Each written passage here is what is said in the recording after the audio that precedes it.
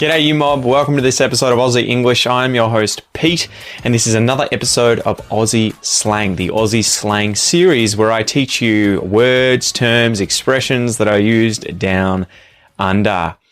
Don't forget guys that if you want access to the bonus episodes from this series, every second episode I am now publishing for members only on the Aussie English platform. You can check that out down below or in the card up above for either the premium podcast membership or the academy membership. So you'll get access to the transcript, the video, everything like that.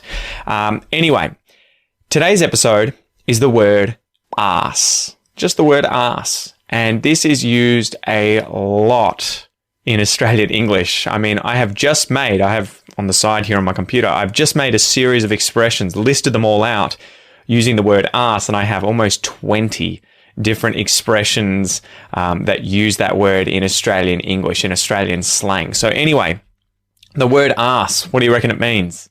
It means bottom, bum, behind, buttocks, derriere, if you want to use the French and be a bit more haughty-taughty, a little more posh, right? Americans would say ass. They would say ass. Australians use the longer vowel, that R vowel, like saying the word car, and we say arse. So some of the expressions that you'll hear when I make this video going through all of these are, for example, that someone is an arsehole. They're a horrible person. Or maybe you were going for a jog, you went down a hill and you fell on your ass, right? You fell on your bottom.